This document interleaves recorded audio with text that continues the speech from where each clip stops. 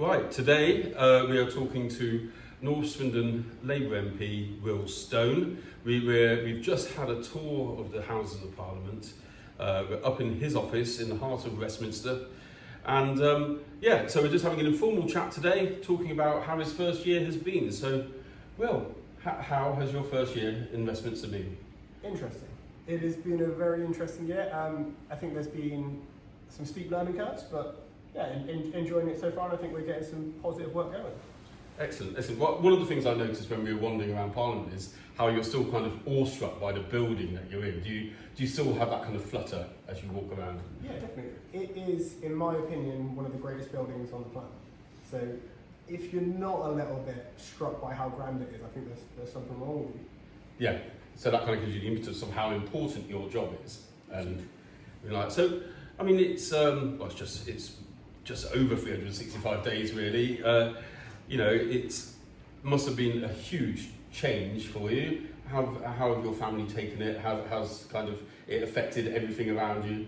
Do you still get to relax at all, or? Not as much as I would like. I think we've got a good balance going on with myself and my partner. We try to make sure we prioritise Sundays for us and things like that. But my jiu-jitsu training is definitely diminished. That's something I try and keep on top of the strength and conditioning side of things, doing a bit of fitness every day. But it has definitely been a change in lifestyle. Right. Okay. And so, what is your working week? It varies. So we tend to do Monday to Wednesday in Parliament. I try to do longer days, so on a Monday we start around 10 and finish at 10 at night. Tuesday start around 10, finish at 7, maybe 8, same with Wednesday. So and then I can get back to the constituency and working Swindon Thursday, Friday, Saturday. Yeah. But depending on the vote, sometimes I end up in Westminster on a Friday, it mixes up a little bit, but I try to cram my week at the start in London so I can get back to Swindon, because that's where I want to be, to be honest with you. Yeah. So, your colleague, Heidi Alexander, South Swindon MP, she got elected at the same time as you. She's immediately gone up to ministerial post. And is that where you see your direction of travel? No, I'm quite comfortable where I'm at, to be honest. I've got a role where I am the business champion for net zero defence. It's really exciting, but the reason I'm doing that role is to bring business and innovation and jobs to Swindon. I think there's a need for politicians of all persuasions doing all different jobs. For me, my focus is purely Swindon. Right, okay, so... And I think the balance works quite well, actually, to be honest with you. I think having someone who has the level and experience as a Secretary of State like Heidi brings a lot of eyes to Swindon. It's really good. And then having me to do some of the smaller detail stuff tends to work quite nice. I think we've got a good balance. Yeah, so you're quite a good team. You work well together. Yeah, Heidi's great. Right, okay. And so you're obviously up here 3 days a week and then 3 days. So it's a six-day week that you're having to kind of just be on your toes. I mean, do you find that, because you've got an army background, does the fact that you all that discipline, that training does help with your kind of energy levels? I think so, but it is hard to balance. So take this Sunday, for example. It was one of my days off. I pretty much slept all of it. I think sometimes you just hit that wall and you're just absolutely exhausted.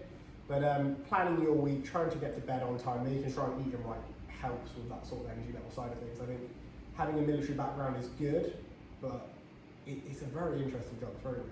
Yeah. And has there been anything that's kind of surprised you that you weren't expecting when you first got there? You can expect a lot of change, but has there been anything that has really kind of struck you? Wow, that is completely. For me, naively, the amount of online abuse.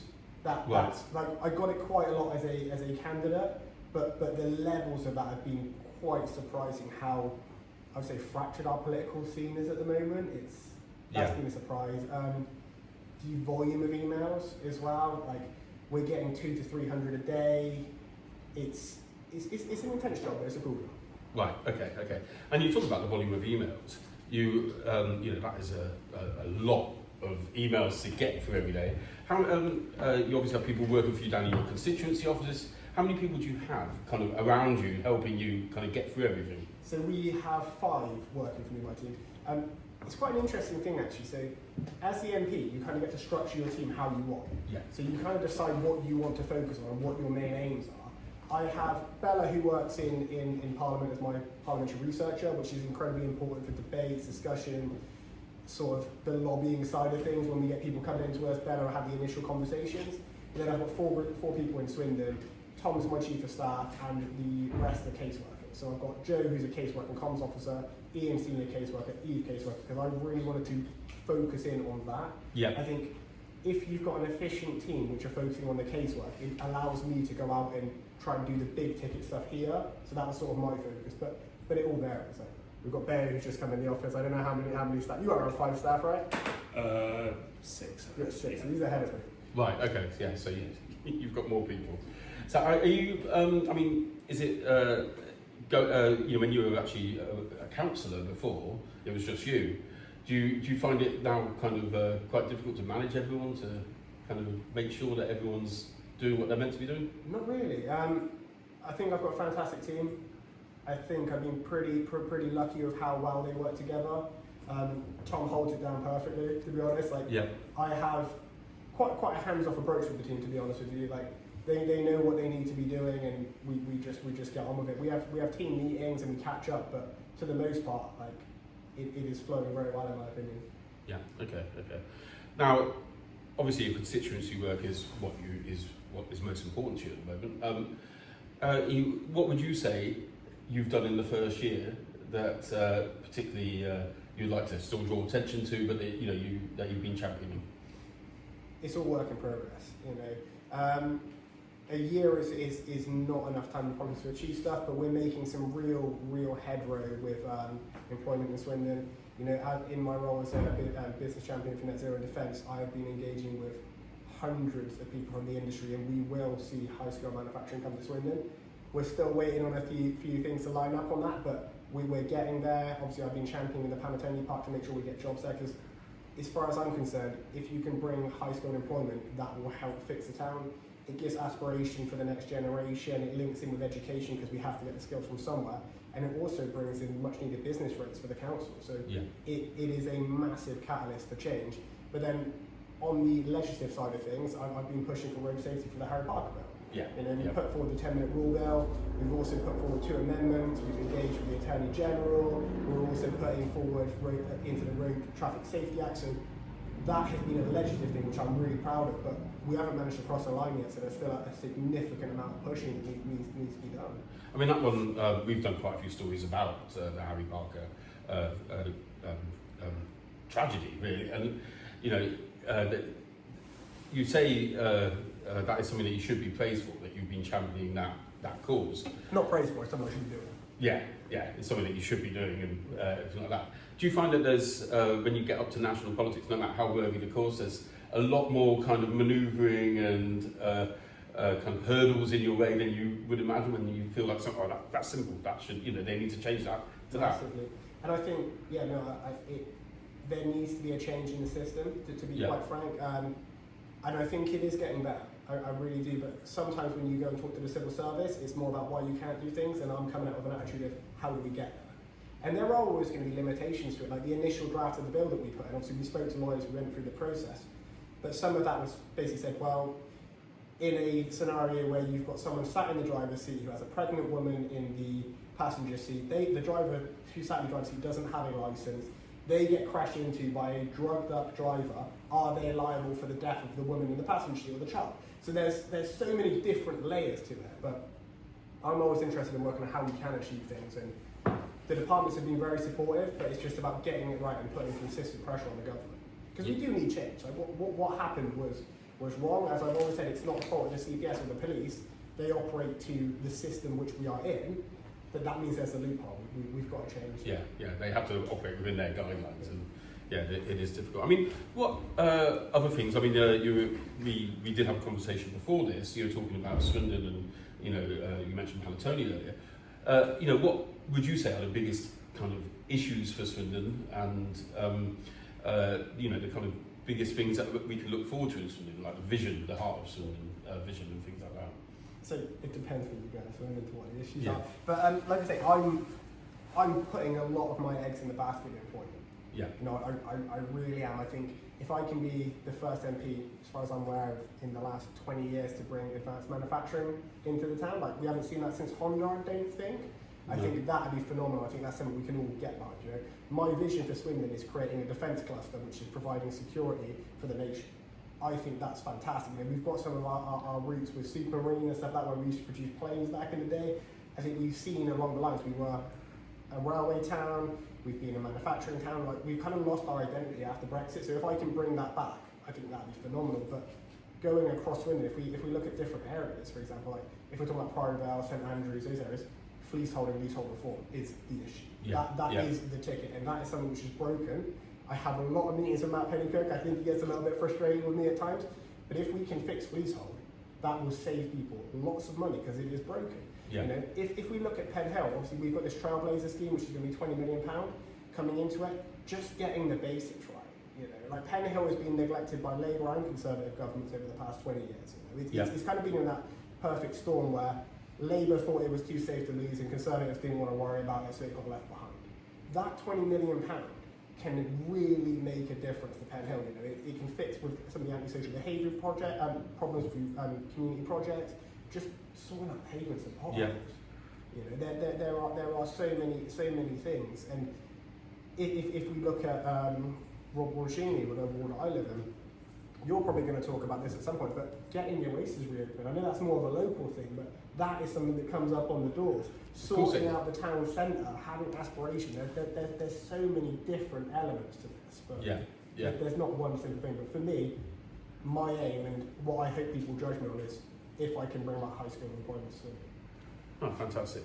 I mean, just to circle back to the Penn Hill Trailblazer, we've had no details of that yet. We've been asking the council, where's this 20 million going to go? Do we know exactly where this money's going to be spent yet? No, so what we are firm on as a government is this is going to be spent by the community. Right. So I'm currently in the process of setting up a panel, a committee, which are going to decide how the money comes in. But we've got to get that right. You know, what I don't want to see is this become another vanity project that nobody in Penn Hill knows what happens. I want this to be something which is long lasting and a legacy of what a Labour government can do and can deliver for the people. So we've got to set up the committee and we've got to get the right people on the committee so we can push it forward. But in an ideal world, I would like to see community projects formed where we've got some youth activities, potentially some stuff around similar to Shore Start. I think that'd be good. We're getting some money for that as well. Some people in the community would like to see the splash park back. We'll have to have a conversation about that. But just getting some of the basics right, you know, there's issues around parking, there's issues around pavement. So if we can just make Penn Hill a nicer place to live, where people come out of their doors and think it's better, I think that'd be a win. Yeah, just creating that pride. I mean, it's one of the things I've been speaking to Jim Robbins, the leader of Swindon Borough Council, about is the you know, just kind of trying to instill Swindon to have pride in its own community, which is part of the Heart of Swindon kind of vision they've put together. Weirdly enough, in my experience of Swindon, obviously I'm born and raised there, areas like Penn Hill and Pinehurst and Morden, which are sometimes the more deprived areas, have the most sense of community and pride. They really do. Like, people are proud to live in Penn Hill, and I think that's why we've got to support it as well. But we definitely have to build something for Swindon to bring the pride across them. Again, circling back to employment, that's why I think becoming a defence town which supports the nation is something to talk about. You know, like we got invited up to BAE, which was in the papers because certain individuals were complaining about it. But the amount what BAE do for Preston is phenomenal. You know, they get the schools in, they do education, they're mass employers. When they built a new building, they had to rip the old tarmac up. They donated that to the council to fill potholes. You know, like it's a nice thing to have a town that represents something. And I think that's something that all of us MPs are, well, not all of us are doing, but all of us should be doing, is how do you put your town on the stage? So what does Swindon stand for? What can people say, oh, do you know, I live in Swindon, and someone's, oh, well, yeah, they're the ones that build the advanced roads. Like that's what I want. I want to bring that pride back. So there is the pride of the Heart of Swindon, which we're all working on together, but I think it's deeper than just buildings. You know, there's a sense. I mean, there was a campaign a few years ago called Tech Swindon. I don't know if you remember that. We've had so many of them. But you know, I think with Panettone, and I think we have got an opportunity to become a place of innovation again. And do you think that is the way we should be headed? Yeah. Innovation in total, just defence? No, not just defence. Like the reason I wanted to be the business champion for net zero and defence is because I think they're the emerging industries that we have to be focused on. I initially got offered to be the business champion for high streets. Yeah. High streets are great, really cool, love high streets. It's not going to change my town.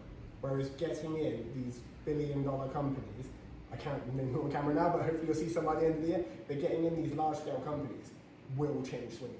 So I think it has to be a mixture, but when we're talking about the plantain side, it can't just be all advanced manufacturing.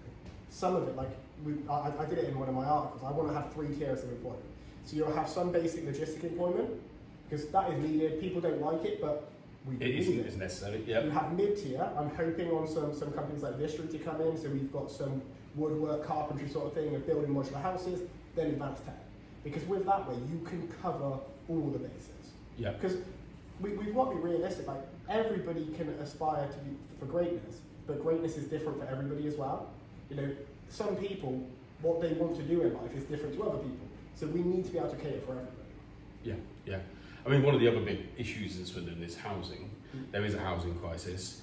I mean, you know, you're talking about bringing all these big companies in, but at the moment we've got this kind of donut effect around Swindon, where you have this, all, you know, quite nice new housing up in Tabhole and Richardstone, Badbury Park, and then Eastern Villages, but you've got this kind of hole in the centre. We need to build them. Yeah. And this is why Jim's vision is fantastic. You know, I really praise the council on the Heart of Swindon vision. We need to change mindsets and start building flats. People don't like flats, but in London, where we are now, having good flats is a win. And if we want to attract people who work in London, work in Reading, good flats is the answer. And I think building in the centre is a massive positive for me. Yeah, yeah. Okay, and you know, just moving from Swindon to the Labour government itself, and you know, how do you think they've done in their first year? It's been challenging. I think it's a net positive. There's been some things where we have dropped the ball on. I'm quite open about that. But I think for the most part, you know, we've done some really good stuff, increasing the minimum wage, renters' rights, renters' reform, workers' rights. There's been some pretty good stuff. We've had to change our line of sight on certain things. Like we probably did get the winter fuel slightly wrong. It was a little bit too low. I think we've got it right now. So it's been a challenging year, but I think for the most part, it's positive. Yeah, yeah. I mean, it's got to be, you know, you come in as a Labour candidate and there's certain things that you're having to tackle right now, like the changes to PIP and, you know, there's a white paper going through about SEND, which are kind of, you know, you guys are Labour, you want to be pumping money into these things, but you're having to kind of take away and change, you know. It must be very stressful to kind of have to navigate. Oh, definitely. And you know, how are you finding that? How are you dealing with that stress? Last week was incredibly challenging. It was a very interesting vote. I was pacing around the office a lot. I had trips to the Whip's office. I had a meeting with Stephen Timms this week. The devil's in the detail with the PIP report, but it wasn't where I wanted it to be. And if there weren't the concessions there were, and if they didn't remove the clause 5, I don't know if I could have supported it, to be honest. I was looking at voting against it, which is something I didn't come into government to vote against the government. I'm a soldier, I believe in collective responsibility. The people vote for a Labour politician, they didn't really vote for Will Stone, just being honest. But sometimes you have to kind of draw a line in the sand, but I think we've got it right now, so there were enough concessions so that, you know, wasn't going to pull, it's actually now going to pull people out of poverty. It's the highest increase in universal credit. It's going above inflation now, which is phenomenal. We have the legacy PIP payments, which means people are going to remain on PIP. And they've taken away the clause 5, which was the 4-point PIP scoring. That was something I was worried about, because prior to that PIP, you score over a range of things, whereas some of the proposals which they brought in, which we were planning to bring in, was suggesting that if you don't score 4 points, you get nothing, and that is a cliff edge. Yeah. And that would have put people into poverty who need that money. So when Stephen Timms announced it, I don't necessarily think it's the most professional thing to do for the dispatch box, but I'm so glad he did, because that gave me the confidence. And I had a meeting with him yesterday. What they are suggesting with the tailored support they're going to give to disabled people, I think will work, you know, because we have to change this system. There's 1,000 people signing up to PIP daily. The projected spend in the next 10 years is astronomical, so we do have to do something. But I was always concerned that we were kind of putting the cart before the horse and we weren't going to have the safeguards and measures in place to support people. But with the legacy payments and scrapping of clause 5, I'm a lot more comfortable. Right. Okay.